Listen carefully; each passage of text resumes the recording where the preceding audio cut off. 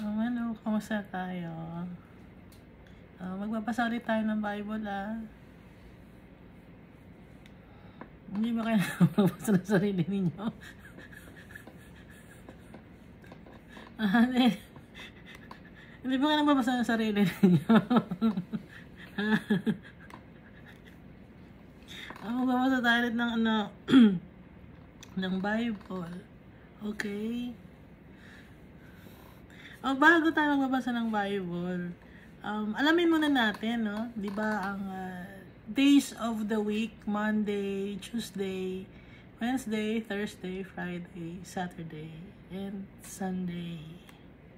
So, before that, wala namang talagang tawag na Monday. Kundi ang tawag first day, second day. Ang palatandaan lang ng nung unang panahon dito kay Moses is yung pag dumating na yung Sabbath day, yun, after nun, so first day na uli, magbibilang na ulit sila ng first day, second day, third day, tapos pag seventh day na, Sabbath day na uli. Kasi ang originally, ang seventh day talaga is Sunday. So iniba lang yun ni Constantine. Kasi ang ibig sabihin ng Sabbath, rest yon sa Hebrew. So ang totoong rest day is Sabbath day or Sabado sa Tagalog. Ngayon, yung Monday, galing ito sa word na monandeg, na ibig sabihin moon's day. So Monday galing sa moon, no? Halata naman, di ba? Monday, so moon yon. Ngayon, yung Tuesday, galing naman ito sa word na Tuesday. Dig, no? Tuesday. Kahit i-search nyo, Tuesday or Tuesday. Germanic god of the sky. Yung galing ang word na Tuesday. Norse mythology siya. Kasi nung mga Roman civilization, sila ang nasusunog, tsaka yung Greek civilization. Okay? Kasi nga, masyadong advanced yung technology nila nung time na yon. Kaya sila ang nasusunod, yung Roman civilization, tsaka yung Greek civilization. Kahit, di ba sa history, pinakaunang naging civilized is Greece tsaka yung Rome. Kaya karamihan ng mga words natin ngayon galing sa pag-English, galing sa Greek or Rome na mga gods and goddesses. Kasi nga marami silang sinasamba na mga gods and goddesses. So, yung mga words na gaya ng Monday, sinasamba kasi nila yung moon, kaya Monday. Ngayon, kaya Tuesday or Tig's Day, kasi nga, sinasamba nila to kasi God ng Norse mythology. Ngayon, pag Wednesday naman, galing naman yon sa Germanic god na Wodan. Tawag din kay Wodan is Odin. So, Wodan's Day or Wednesday. Norse god din siya or Germanic god. Kasi magkakadikit naman yon, di ba? Yung sa Europe, yung Rome, yung kung titignan niyo sa mapa, magkakadikit yon. Okay? Kaya yung mga gods and goddesses doon, may iba lang ng pangalan, pero sila-sila pa rin yon. Naiintindihan ba? Yung god ng Greek, di ba, may pinag-aralan niyo ba sa history yon? Na may pangalan na goddess sa Greek, may pangalan na goddess sa Rome. No? Napag-aralan niyo ba yon? Kaya importante rin yung history. Kaya nga tayo, di ba, may history subject para malaman natin kung saan galing ang mga bagay na experience natin ngayon, pati yung mga words, pati yung mga pagkain natin, lahat galing yun sa mga ninuno natin. Kaya tayo may subject na history para malaman natin kung saan galing lahat. So, yung Tuesday naman, Thursday, galing naman to sa word na, Norse god din siya, si Thor. Diba? Familiar kayo kay Thor, diba? So, doon galing yung Thursday, or Thursday, si Thor. Norse god siya, of thunder.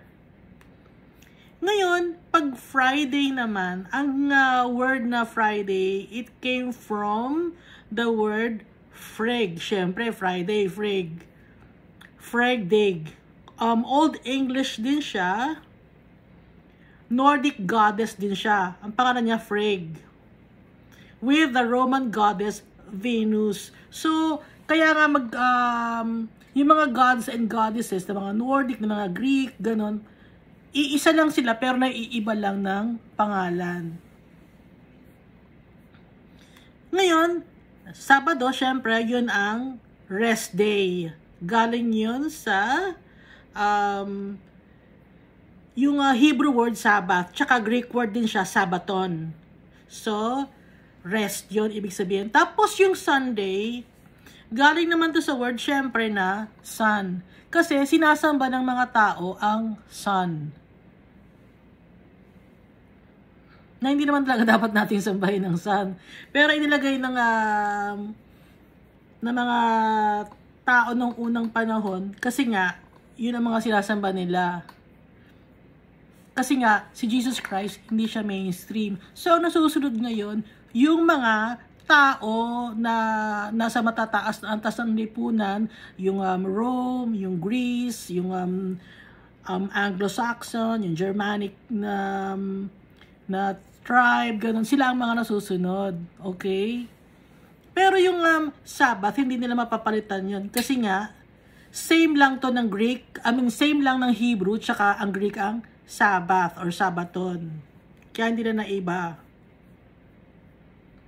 So, ang 7th day talaga is Sabbath day. Pero, iniba nga ni Constantine. Kaya kaya nga shinare ko sa inyo yung days of the week kasi nga 'di ba nung created God yung mundo natin, first day, second day, third day, fourth day, fifth day, sixth day, tapos nag-rest ng 7th day or Sabbath day. Kaya yung rest day natin dapat is Sabbath day or Sabado. Pero since naiba na ang sa government, 'di ba iniiba na iba ng government kasi nga doon sila bumase sa ginawa ni Constantine nung time na 'yon. Ang buong mundo doon bumase.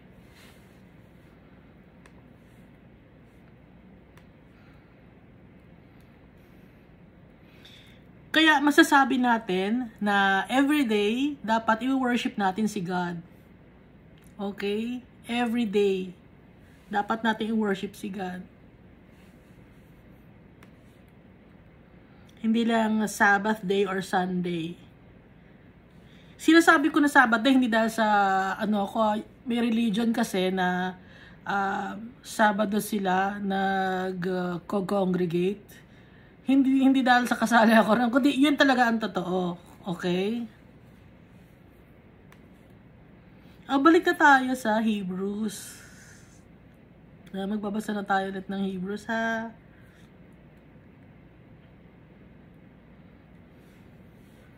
Hebrews chapter 3. Therefore, holy brothers and sisters, who share in the heavenly calling, fix your thoughts on Jesus, whom we acknowledge as our apostle and high priest. So, sabi ni Paul dito, na-acknowledge natin na si Jesus Christ ang apostle and our high priest. So, last time, pinag-usapan natin, yung high priest, ang suot nila, meron silang ephod, meron silang mitre, meron silang robe, kung ano-anong suot nila, 'di ba? Na gawa sa ginto, gawa sa gem, tapos merong Ark of the Covenant na gawa sa ginto at saka sa acacia tree na yung wood na ginamit.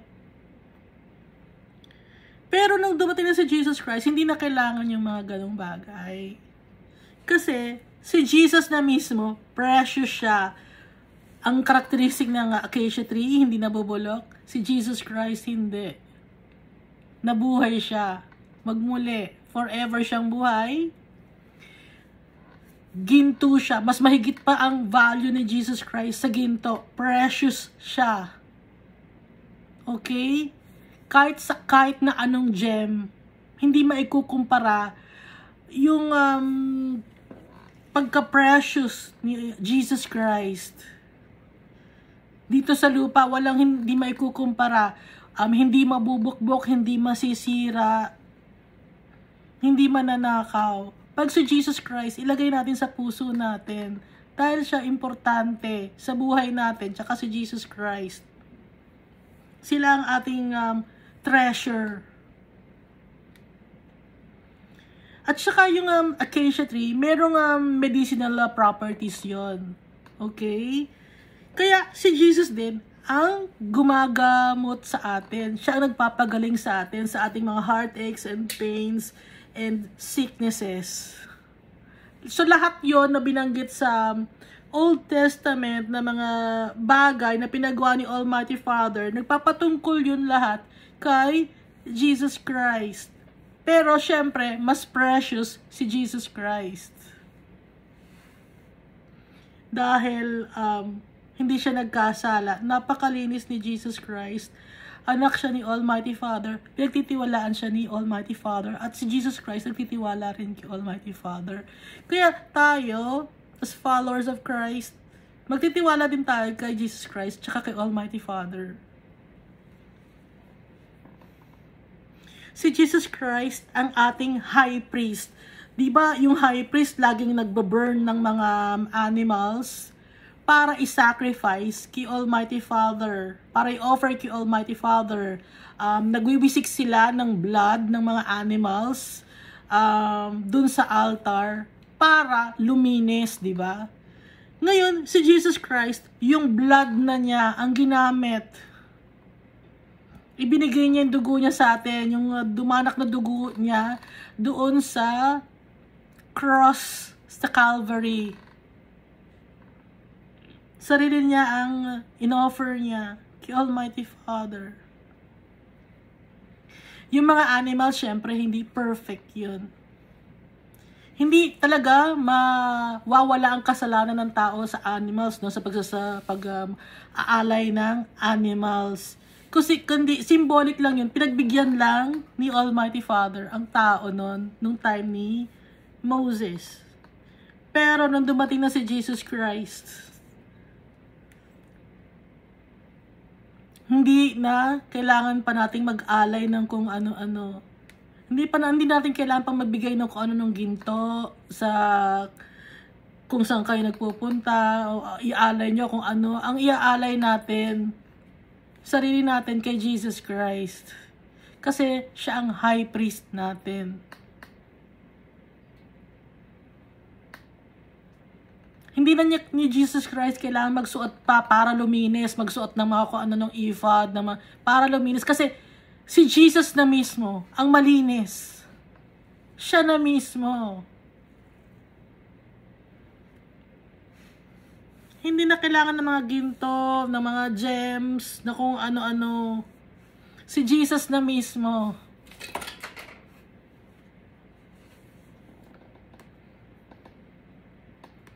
At ang iaalay natin, sarili natin, ang buong pagkatao natin. Hindi matutumbasan ng mga prutas. Ay, iaalay ko to kay Jesus. Prutas, ang itlog, iaalay ninyo. Hindi matutumbasan yung pagkatao mo. Yun ba lang ba ang value ng pagkatao mo? Prutas, itlog. Yun lang ba yung value ng buhay mo? Yung ginto na ibibigay mo? Yun lang ba ang value ng buhay mo? Hindi ganun ang value na tingin ni Jesus Christ sa atin. Precious ang tingin sa atin ni Jesus Christ. Hindi lang ganun. Kaya ang gusto ni Jesus Christ, yung buong pagkatao natin. Hindi lang yung mga pagkain na inaalay natin. Hindi lang yung mga ginto na ibibigay mo. Baliwala kay Jesus Christ yon. Kay Almighty Father, baliwala yon. Kahit ilang kilo pang ginto ang ibigay mo, baliwala kay Almighty Father. Hindi mo kang ginto si Jesus Christ siya kasi Almighty Father. basura lang sa kanila. Ang importante kay Jesus Christ, kay Almighty Father tayo, sundin natin sila. Maging faithful tayo. Ibigay natin ang sarili natin ng buong buo. Paano ba natin ibibigay ang sarili natin ng buong buo? Di ba napag-usapan natin, iwasan natin yung mga kasalanan? Yung mga ayaw ni Almighty Father, iiwasan natin yon. At ifo-focus natin ang sarili natin, ang isip natin at puso natin kay Jesus Christ, kay Almighty Father.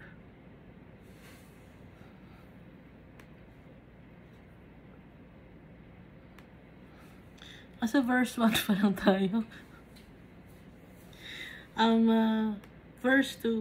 He was faithful to the one who appointed him, just as Moses was faithful in all God's house.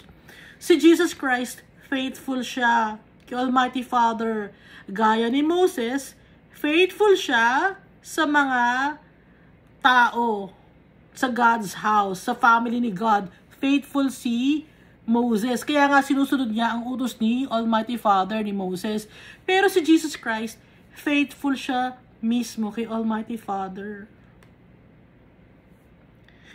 Tuloy natin, Jesus has been found worthy of greater honor than Moses, just as the builder of a house has greater honor than the house itself. Kasi si Moses, ginawa niya ang lahat, no? Para sa family ni Almighty Father, yung time na inilabas ni Almighty Father, yung mga Israelites sa Egypt.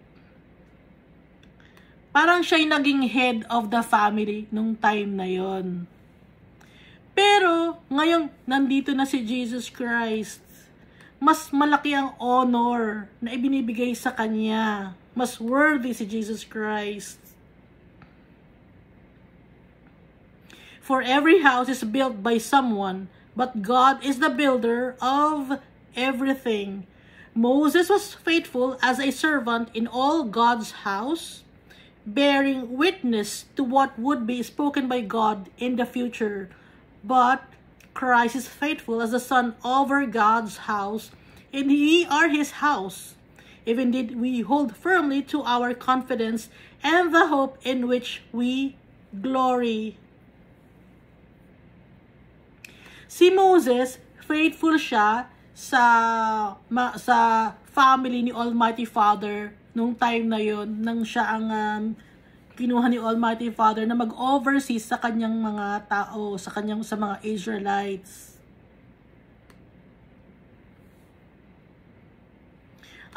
Sinabi niya at tinuturuan niya lahat ang mga Israelites nung time na yon.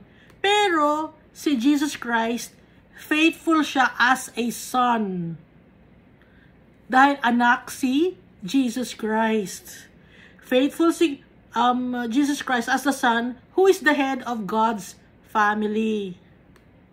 So, kino-compare dito si Moses at saka si Jesus Christ. Kasi nga, Book of Hebrews to, yung mga tao nung, para sa mga Hebrew to, kasi ang mga, alam na natin ng Hebrew, mas binibigyan nila ng importansya si Moses compared kay Jesus Christ. Kaya sinasabi ni Paul dito na mas importante si Jesus Christ kasi siya ang anak ni Almighty Father.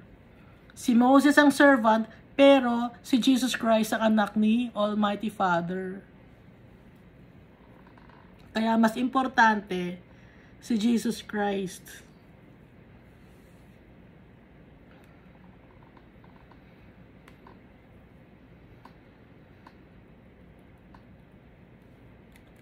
Tuloy natin sa verse 7. So, as the Holy Spirit says, today, if you hear His voice, do not harden your hearts as you did in the rebellion during the time of testing in the wilderness, where your ancestors tested and tried me, though for 40 years they saw what I did. That is why I was angry with that generation. I said, their hearts are always going astray. and they have not known my ways. So I declared on oath in my anger, they shall never enter my rest. Ito, nagbanggit si Paul ng verse from Psalm chapter 95, verses 7 up to 11. Si David ang nag-prophesy nito na binanggit ni Paul. Kaya nga hindi nakapunta sa loob ng promised land yung mga Israelites kasi matitigas ang ulo nila. 40 years, di ba napag-usapan natin? 40 years na paikot-ikot lang sa wilderness ang mga Israelites kasi kahit nakita nila yung power ni Almighty Father, matigas pa rin ang ulo nila. Wala silang faith kay Almighty Father. Kahit kasama na nila si Moses, kitang-kita, kung kayo ba kitang, no, ng time na yun, kung kasama nyo si Moses, kitang-kita nyo na, no, na nakakausap ni Moses si Almighty Father, nagkakaroon ng tubig sa isang bato, tatapikin lang yung bato, magkakatubig na, tapos yung, pag tumingin ka dun sa ahas na nasa cross, na mabubuhay ka na kahit kinagat ka ng ahas. Kitang-kita, kahit man lang dun sa dun sa bago sila makaalis ng Egypt. Pero wala pa rin paniniwala ang tao kay Almighty Father. Kahit binibigyan sila ng mana, tsaka ng quail, wala pa rin. Ganun katigas ang ulo ng tao. Parang tayo, matigas ang ulo natin.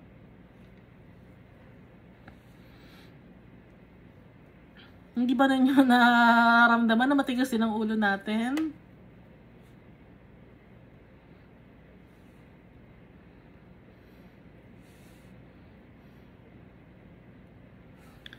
Kaya nga, yung pag matigas ang ulo natin, hindi natin sinusunod si Almighty Father. Kahit na sinasabi natin Christian tayo, hindi tayo makakapunta sa kanyang rest.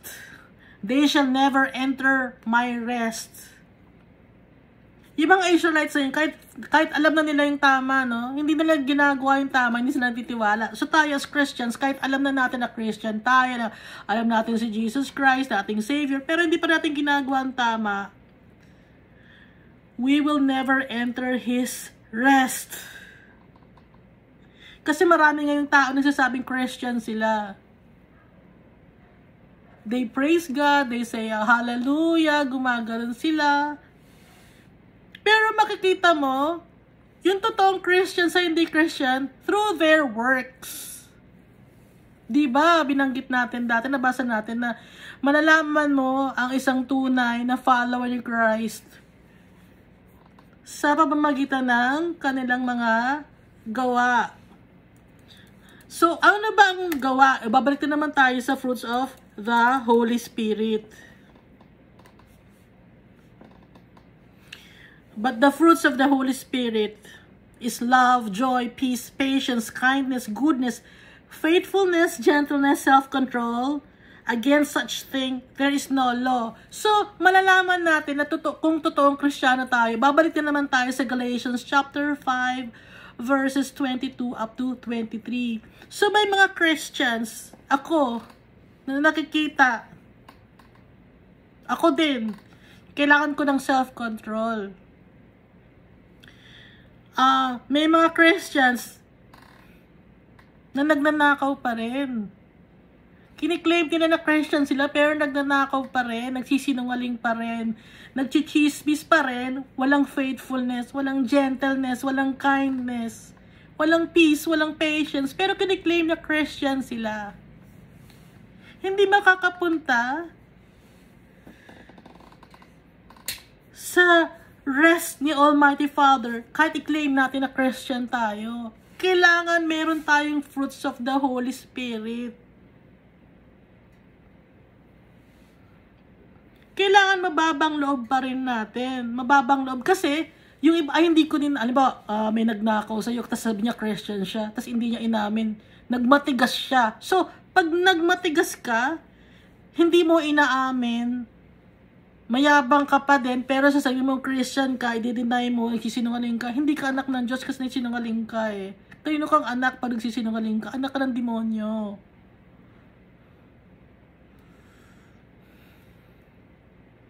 Di ba nakalagay sa Bible yon? Father of all liars.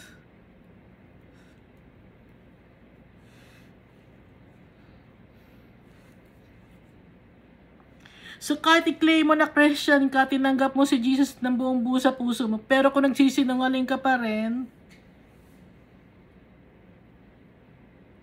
sino ang sinasabing tatay ng mga sinungaling? Si Satan. Okay, yun ang tatay mo. Kahit sabihin mong Christian ka, nagnakaw ka eh. Naiinggit ka pa din eh. Nagnanasa ka pa rin ng bagay na hindi sa'yo eh.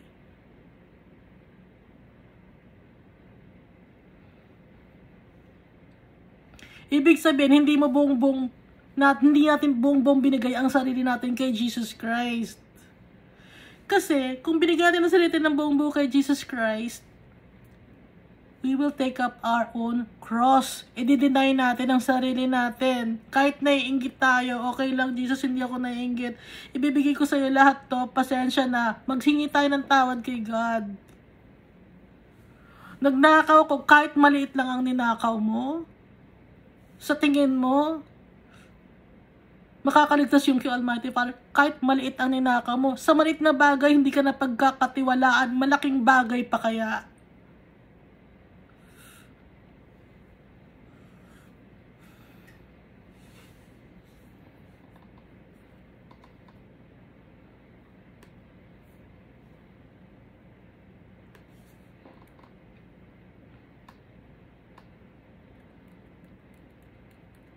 Okay, balik tayo sa paghihingi mo ng tithe, sasabihin mo, pagpapalain ka pag nagbigay ka ng tithe, samantalang nasa Old Testament yon. Sa tingin mo, pinag-aralan mo ba talaga ang Bible? Nakita mo ba si Jesus Christ na nanghihingi ng tithes? Kasi, ang pag nagsabing nanghihingi ng tithes, sasabihin na pagpapalain ka ni Jesus Christ, paano kung hindi pinagpala ng Jesus Christ yon? Dahil lahat naman ng mga bagay, may mga pagpapalain ka ni Jesus Christ, merong hindi. God gives and the Lord takes. Paano kung hindi?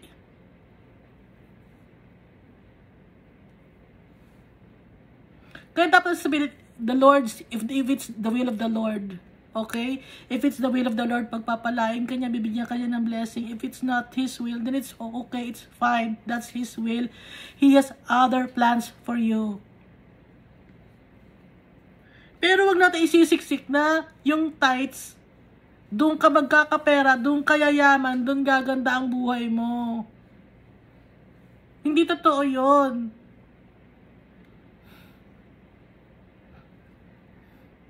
Dahil dito sa lupa, marami tayong trials and temptations na ma-experience. At saka yung tithes na yon, nasa Old Testament yon. Nasa New Testament na tayo. Si Jesus Christ na, yung pinakabibigay natin, buong-buong sarili natin, hindi lang 10%. Kaya wag tayong lukuhin yung mga tao para lang makakuha kayo ng para sa ano ninyo, sa building fund ninyo or kung ano man. Pagsisinungaling yon. Niloloko nyo yung mga tao.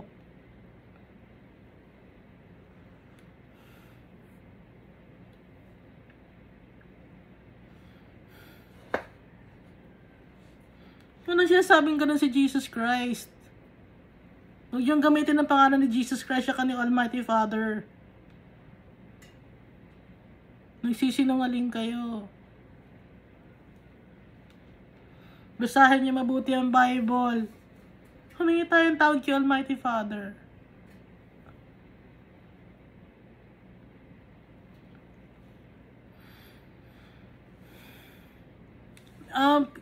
Ito pa, meron ako nakitang babae sa internet na pinagyayabang niya, o pinagpray ko, di ba, gumaling. O pinagpray ko yung tao na yun, gumaling yun, di ba? Tuwan-tuwa yung babae, gumaling siya, di ba?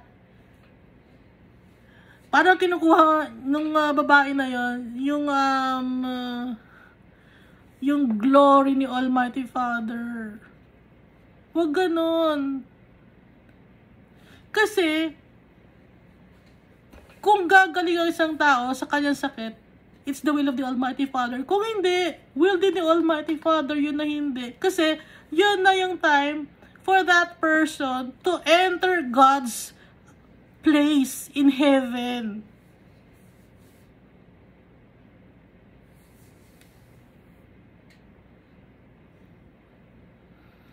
Ibig sabihin ba, pag hindi gumaling ang tao na yun, na may sakit, hindi siya mahal ni Almighty Father?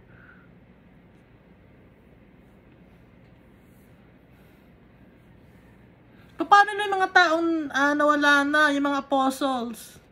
Ibig sabihin ba nun, hindi sila mahal ni Almighty Father kasi nawala na sila eh. Yung iba nga, di ba, pinatay, pinakain sa leyon, kung ano, sinunog,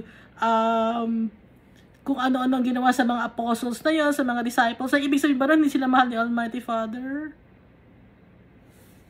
Isipin natin, minsan siya sabi natin, sa mga tao.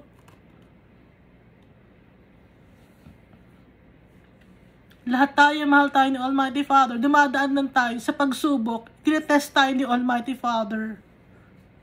Kung kakayanin natin maging follower niya, kasi mahirap makapasok sa langit.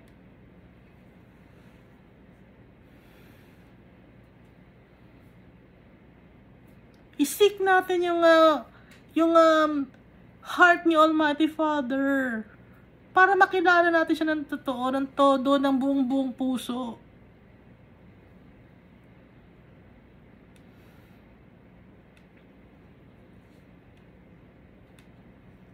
Lahat tayo, mahal tayo ni Almighty Father, kaya nga niya binibigyan tayo ng chance. Pinapalawak niya ang isip natin, yung puso natin. Na hindi lang ito ang lugar na para sa atin, may mas best na lugar pa para sa atin. Kaya nga niya tayo tinuturuan eh. Dito sa Bible, tinuturuan niya tayo. Pinapakita niya si Jesus, yung mga paghihirap ni Jesus.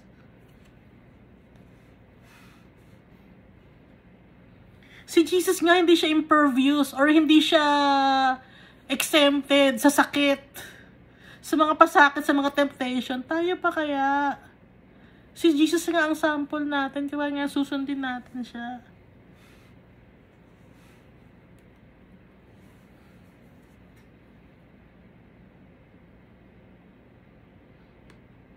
Kaya nga pinipilit niya tayo dito. Basahin natin Kaya nga sinasabi niya, magtiwala tayo sa Kanya. We should have faith in Jesus Christ and the Almighty Father. Kaya nga nila nire-reiterate yun. Dahil alam nila yung mga bagay na pagdadaanan natin dito sa lupa.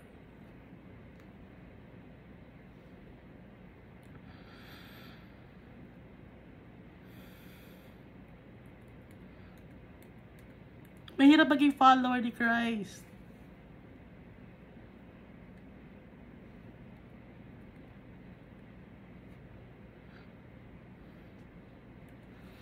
Ituloy natin na, see to it, brothers and sisters, that none of you has a sinful, unbelieving heart that turns away from the living God. Kaya pinipilit niya tayo dito. Pinapaintindi niya na huwag tayong magkaroon ng unbelieving heart. Kasi nga, marami tayong ma-experience sa tao, ma-experience sa buhay. Kaya pinipilit niya tayo. Ito pinapaintindi niya sa atin. Na magkaroon tayo ng faith sa Kanya. Magtiwala tayo.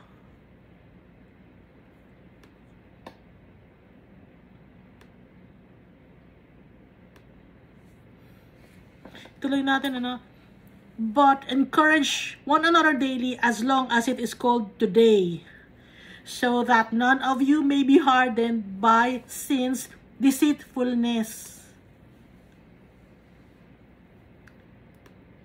Tayo mismo na mga Christians, we should uplift each other.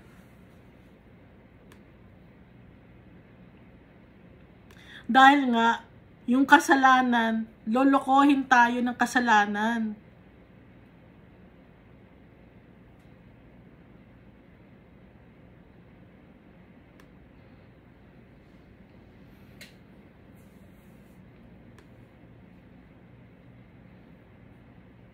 May mga taong gagawa ng kalokohan, tapos madadamay tayo sa ganon. Kaya dapat tayong maging matatag.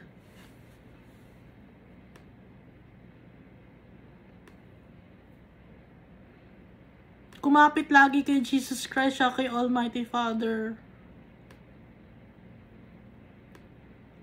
Tuloy natin. We have come to share in Christ if indeed we hold our original conviction firmly to the very end. Original conviction firmly. Hold our original conviction firmly to the end. Up to the end. Maging matapang tayo to hold our original conviction firmly.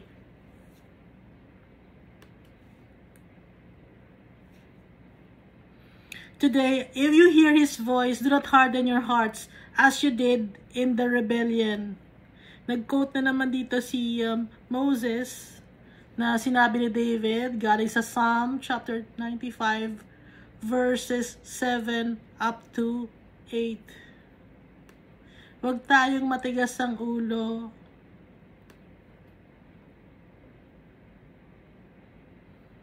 Na gaya ng mga tao nung Israelites na nagrebel sila, hindi nila sinunod si Almighty Father.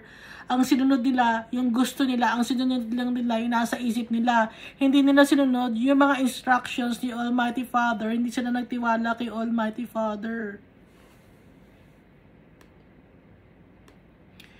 Who were they who heard the rebelled? Were they not all those Moses led out of Egypt? And with whom was he angry for 40 years? Was it not with those who sinned, whose bodies perished in the wilderness? And to whom did God swear that they would never enter his rest, if not to those who disobeyed? So we see that they were not able to enter because of their unbelief.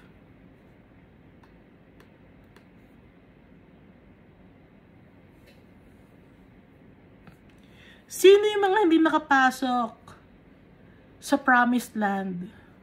Yung mga hindi naniwala kay Almighty Father. So kung i-compare natin to ngayon, yung binabanggit dito ng mga diadala sa promised land, mga Christians to, sa ngayon kung i-compare natin, kasi Israelites sila, nakita na nila yung power ni Almighty Father, nakakain sila ng mana,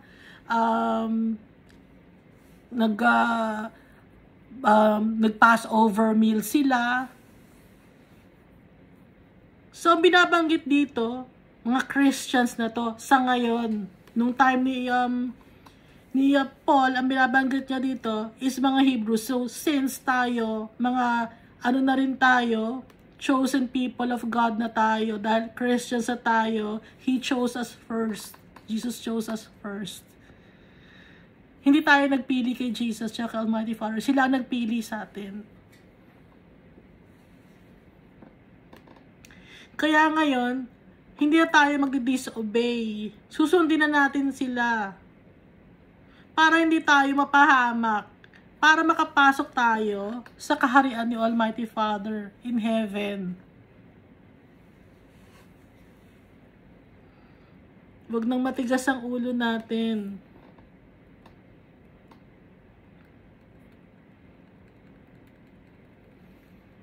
Baka sabi, hindi may iwasan kasi wala kaming pagkain, at saka yung ninakaw ko, maliit lang naman, kahit maliit lang yon. Pag nagnakaw ka, nagsinungaling ka nun.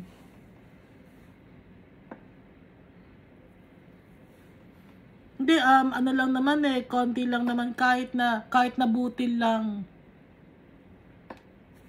Kung hindi mo ipinagpaalam.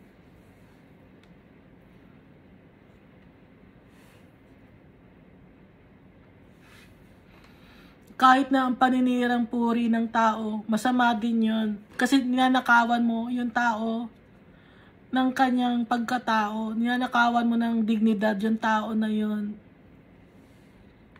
Paninirang puri.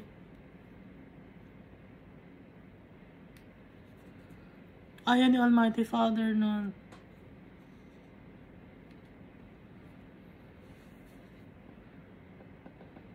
Chichismis mo yung tao, ayaw ni Almighty Father nun. Nagpapakalat ka ng kasinungalingan sa mga tao, ayaw ni Almighty Father nun. Pag gano'n ang ginagawa mo, wala sa'yo ang fruits of the Holy Spirit, hindi ka totoong follower ni Jesus Christ. Nagpapanggap ka lang.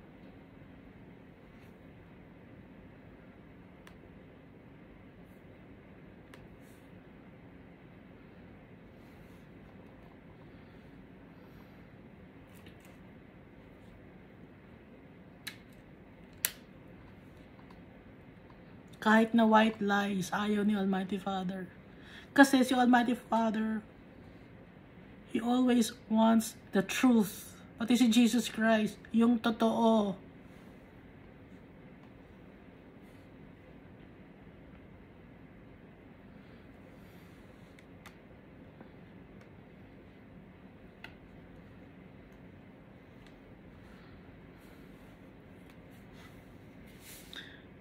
Dito tayo sa Hebrews chapter 4. Therefore, since the promise of entering His rest still stands, let us be careful that none of you be found to have fallen short of it. Sabi ni Paul, maging careful tayo sa mga ginagawa natin, sa mga sinasabi natin, sa mga binabanggit natin.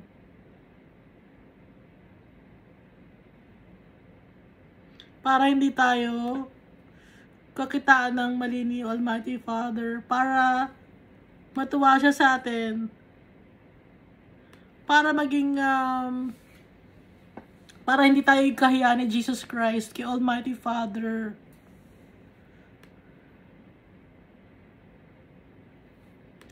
For you also have had the good news proclaimed to us just as they did, but the message they heard was of no value to them, because they did not share the faith of those who obeyed. Now we who have believed enter that rest, just as God has said, so I declared an oath in my anger, they shall never enter my rest.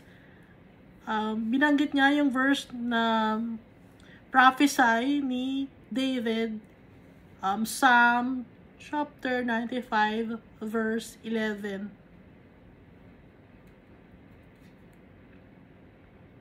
They shall never enter my rest. Yung mga tao na hindi sumusunod, yung mga taong walang pananampalataya kay Almighty Father tsaka kay Jesus Christ, hindi sila naniniwala. Hindi nila binigay ng buong sarili nila kay Almighty Father. Hindi makakapunta sa rest ni Almighty Father. Kaya nga 'di ba, ini-reiterate, pinipilit or inuulit-ulit ni Almighty Father, 7th day, Sabbath day, rest day. Kasi nga alam niya ang mga tao. Gusto niya na makasama ang tao sa rest day.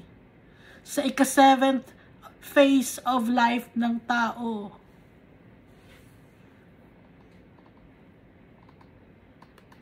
So ngayon, iba-iba na syempre ang schedule ng mga tao, pero everyday iisipin natin si Almighty Father.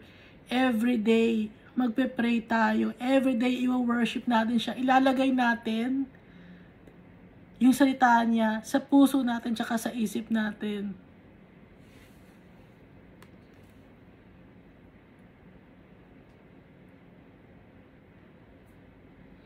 Para makapasok tayo sa rest ni Almighty Father.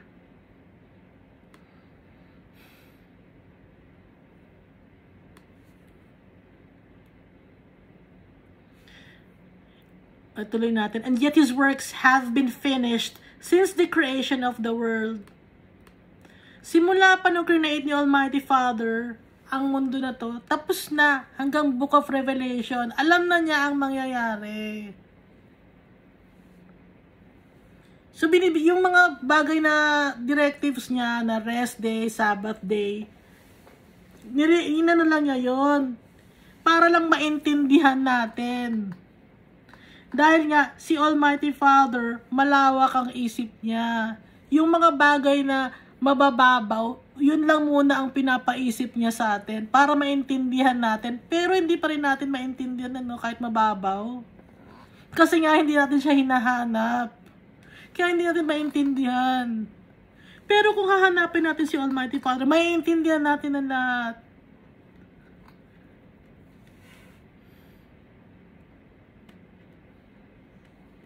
Kaya ngayon naiintindihan ko na.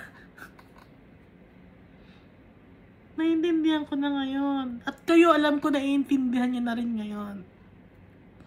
Nang buhay natin dito, temporary lang. May rest tayo na totoo, and that's with Jesus Christ in heaven.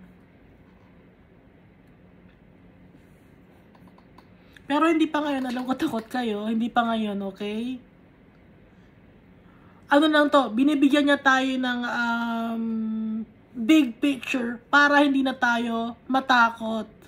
Hindi na tayo gumawa ng kasalanan, hindi na tayo magnakaw, hindi tayo manloko ng tao para ipakita sa atin na kahit na anong mangyari, magtiwala tayo sa Kanya, bibigyan niya tayo ng kapahingahan.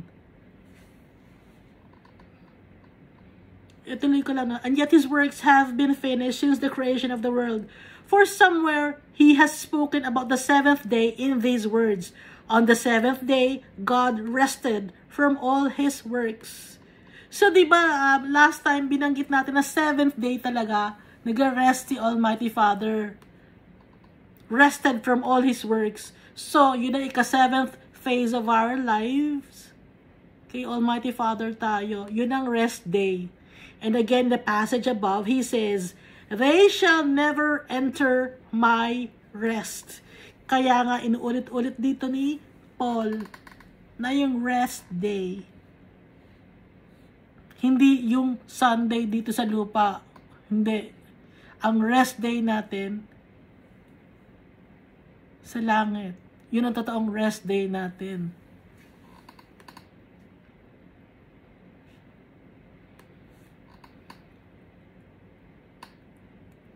Kasi pag nandito naman kayo sa lupa, talaga rest day ba kayo? Pag Sunday or Saturday, di ba? Hindi naman. Kung ano-ano pa na papasok sa isip natin. So, hindi talaga tayo nare-rest. Okay. Ituloy natin. Therefore, since it still remains for some to enter that rest, and since those who formerly had the good news proclaimed to them did not go in because of their disobedience. Dahil matigas ang ulo, hindi sumunod kay Almighty Father, kaya hindi nakapasok sa rest niya. God again set a certain day, calling it today. This He did when a long time later He spoke through David, as in the passage already quoted. Today, if you hear His voice, do not harden your hearts. Galing to sa Psalm 95, verse 7 up to 8. So, kaya nga, yung rest day, yung rest niya, na tuwing Sabbath day, naging today naman ngayon. Ibig sabihin, every day. Okay, every day, nasa puso natin si Almighty Father. Kaya nga sabi niya, God again set a certain day, calling it today. So, hindi lang rest day, hindi lang Sunday, or sa iba Saturday, hindi lang, kundi every day. Nagkikita na natin. Ha? This He did when a long time later He spoke to David, as in the passage already quoted. O binanggit natin today, if you hear His voice, do not harden your heart. So, hindi lang Sabbath day. Kasi, hindi natin naiintindihan.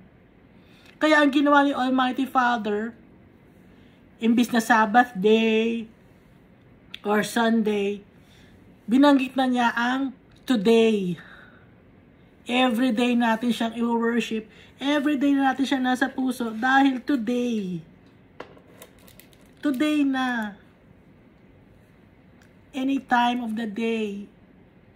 Any day. Huwag na tayong matigas ang ulo. Nakikita nyo na, no? Nagbabasa lang tayo ng Bible. Pinapoint ko lang, tinuturo ko lang kung saan nakikita. For if Joshua had given them rest, God would not have spoken later about another day. There remains then a Sabbath rest for the people of God, for anyone who enters God's rest also rests from their works, just as God did from his. Let us therefore make every effort to enter that rest, so that no one will perish by following their example of disobedience. Huwag na tayong magtigas ng ulo. O baka sabihin nyo, bakit ano bang kinatitigas ng ulo namin? Matigas ang ulo natin dahil di tayo nagtitiwala sa Kanya. Sabihin, nagtitiwala kami sa Kanya. Kung nagtitiwala tayo sa Kanya, bakit nagnanakaw pa tayo? Bakit pa tayo nagloloko ng tao? Bakit tayo nagsisinungaling? Bakit nang-scam tayo ng tao? Kung nagtitiwala tayo sa Kanya,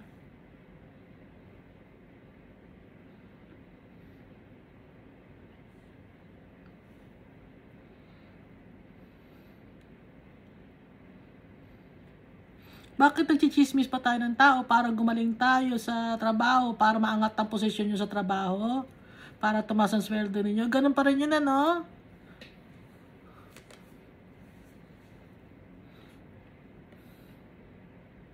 Para mabigyan kayo ng prestige, para mabigyan kayo ng honor, para mabigyan kayo ng accolades, gano'n, ng maganda ang tingin ng tao sa inyo.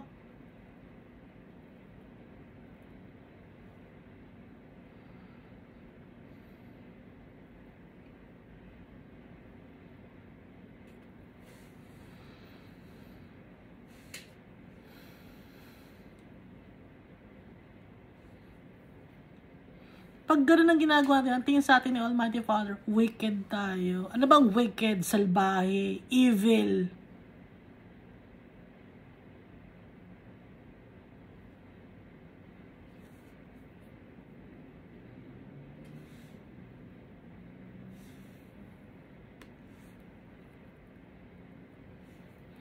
Tuloy natin. For the word of God is alive and active, sharper than any double-edged sword. It penetrates even to dividing soul and spirit, joints and marrow. It judges the thoughts and attitudes of the heart. Nothing in all creation is hidden from God's sight. Everything is uncovered and laid bare before the eyes of Him to whom we must give account. In-describe dito yung salita ni Almighty Father. Hebrews chapter 4, verse 12. Itong word of God, salita ni Almighty Father, masakit, di ba? Kasi nga nakalagay dito, for the word of God is alive. Buhay ang salita ni Almighty Father kasi guided to by the Holy Spirit nung sinulat ito ng mga apostles, ng mga prophets, guided sila by the Holy Spirit. Kaya buhay ang salita ni Almighty Father. And active. Sharper than any double-edged sword. Di ba ang sakit?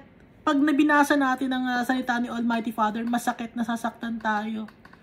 Kasi nga, sharper siya than any double-edged sword. Yung mga kasalanan natin na nababroadcast, na open up, yung mga wounds natin, yung mga kabulukan ng pagkatao natin na ilalabas ng salita ni Almighty Father kasi buhay itong salita niya. It penetrates even to dividing soul and spirit, hanggang sa spirit natin tumatagos.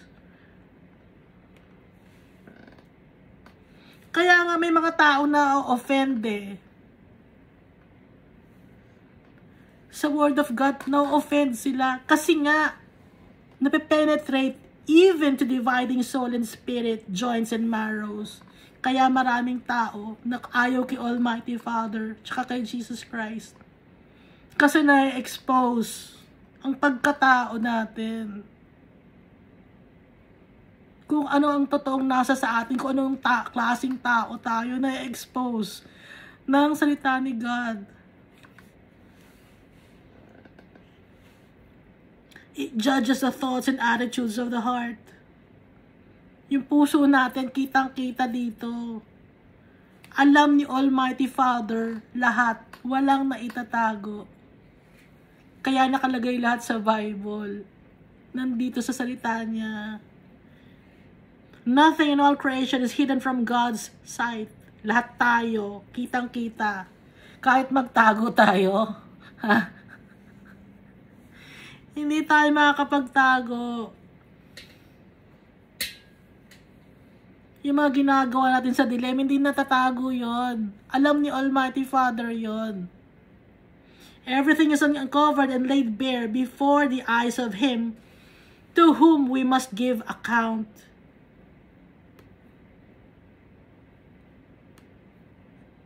Sa Kanya tayo accountable tayo kay Almighty Father sa lahat ng ginagawa natin, sa mga sinasabi natin, sa lahat ng mga nasa puso at isipan natin. Accountable tayo lahat.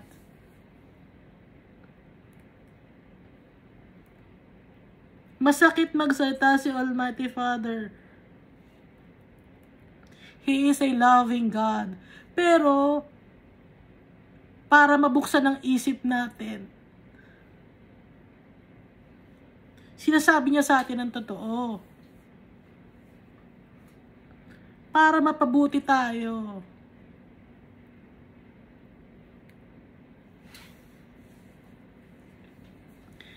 Therefore, since we have a great high priest who has ascended into heaven, Jesus the Son of God, let us hold firmly to the faith we profess. For we do not have a high priest who is unable to empathize with our weaknesses, but we have one who has been tempted in every way, just as we are, yet He did not sin. Si Jesus Christ, siya ang ating great high priest. Wala nang iba. Walang representative si Jesus Christ. Dahil hindi kailangan ni Jesus Christ ang representative. Dahil buhay siya. Nasa sa atin siya.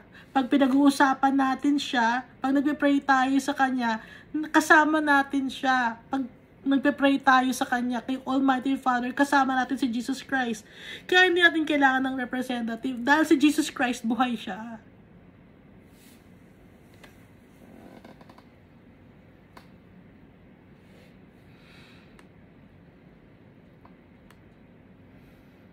Dahil buhay si Jesus Christ, sa Kanya tayo kakapit.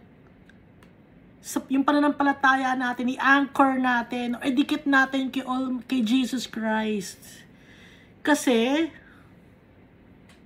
kaya niyang maki-empathize sa atin. Alam niyo yung empathize? Nararamdaman niya yung nararamdaman natin kasi naging tao siya. Yung leader niyo, minsan hindi nila nararamdaman yung nararamdaman natin. Kasi, aminin natin, yung leader niya baka mayaman, ganon. Hindi nakaranas ng pagkagutom, hindi nakaranas ng flagellation or sakit ng katawan, hindi nakaranas na sapakin.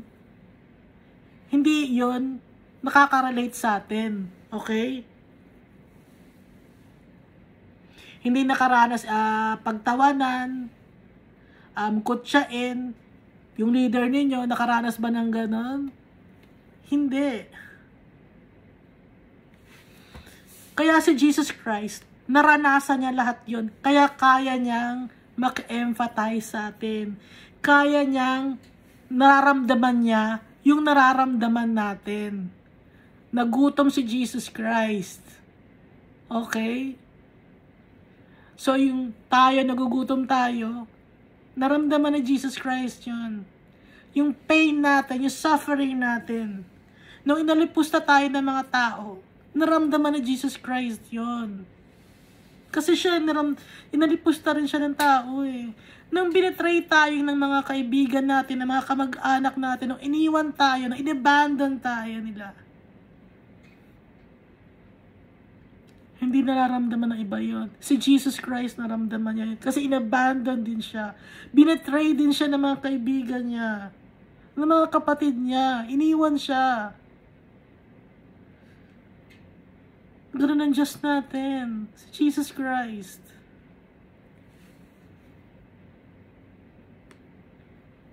Kaya kaya niya mak-emphasize sa atin. Naiintindihan niya tayo. Yung kahinaan natin, naiintindihan niya. Kasi, na-tempt din siya. In every way. Nakalagay dito, He was tempted. He has been tempted in every way. Ibig sabihin, kung ano yung temptation na naranasan natin, napagdaanan din niya yun. Gaya natin. Yet, He did not sin. Kahit na na-tempt siya, nang gaya ng pinagdadaanan natin, hindi siya nagkaroon ng kasalanan. Pero tayo nagkakasala tayo, di ba? Kasi mahina tayo. Ngayon, yung kalakasan na yan, kukunin natin kay Jesus Christ, kay Almighty Father. Magtitiwala tayo sa kanila.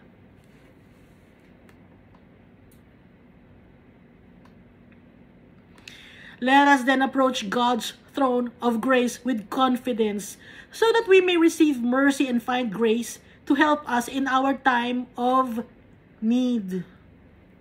Kaya lumapit tayo kay Almighty Father.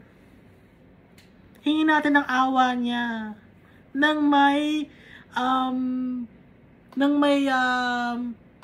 takot at confident tayo at may faith tayo para tanggapin niya tayo, para kaawaan niya tayo, para tulungan niya tayo sa ating mga pangangailangan. Lapit tayo kay Almighty Father, kay Jesus Christ. Kaya tayo makakalapit kay Almighty Father dahil kay Jesus Christ.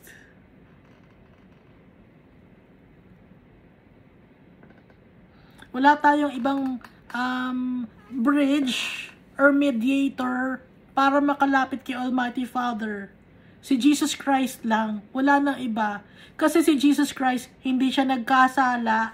Lahat ng temptation na experience niya, lahat ng pasakit sa buhay na experience niya, kaya siya lang ang worthy na maging mediator kay Almighty Father at hindi siya nagkasala kahit kailan. Kaya yung mga saints, nagkasala sila. Okay? Di ba nakikita natin, nabasa natin, Matthew, Mark, Luke, John, may mga pagkakasala sila. Nawawalan sila ng faith. Si Jesus Christ, hindi.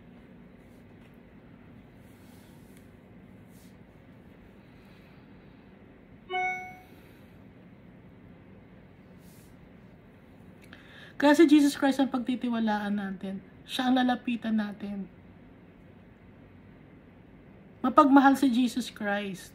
Kaya nga niya ibinigay yung sarili niya sa atin. Naiintindihan niya tayo. Kaya niya tayo mahal. Naiintindihan niya tayo. Alam niya ang weakness natin. Alam niya kung paano magutom. Alam niya kung paano mawalan. Alam niya kung paano tumira sa sahig, matulog sa sahig. Walang bahay si Jesus Christ dito sa lupa. Kaya naiintindihan niya tayo. Kaya yung mga kasalanan natin, iwaksin na natin, huwag natin gawin, mga pagsisinungaling natin, mga pagnanakaw natin, mga panloloko natin, panglaloko natin sa tao, panchichismis natin sa mga tao, sa mga kung ano-ano mga fornication or adultery. Dahil si Jesus Christ, na pagtagumpayan niya yun, hindi niya siya nagkaroon ng ganon. Kalakasan ni Jesus Christ, kapit tayo sa Kanya.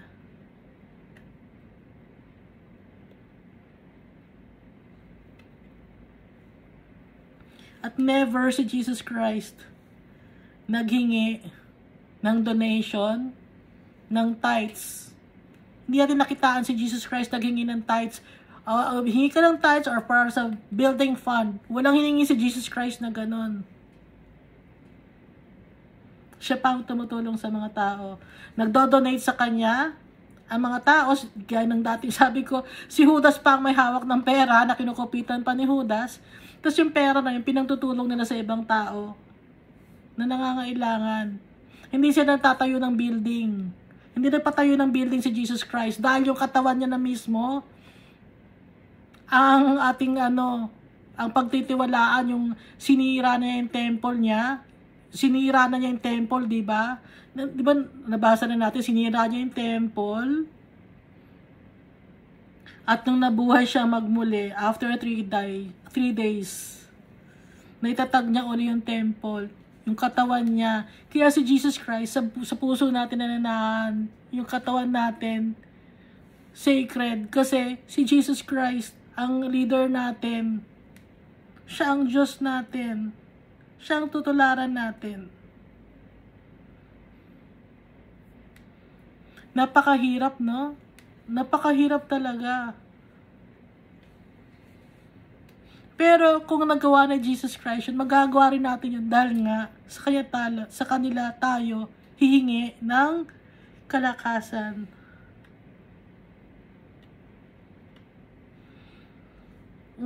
Maraming salamat sa pakikinig. Nag 2 chapters tayo ngayon. Si Jesus Christ ang ating high priest. I-offer natin sa Kanya ang lahat-lahat sa ating pagkatao natin. Mahal na mahal tayo ni Almighty Father. Tsaka ni Jesus Christ. Dating araw, yung sa Book of Revelation, nangyayari yon dahil natapos na ang history ng mundo na to. Aantay na lang natin yung pagbabalik ni Jesus Christ, yung second coming niya dito sa lupa. Merong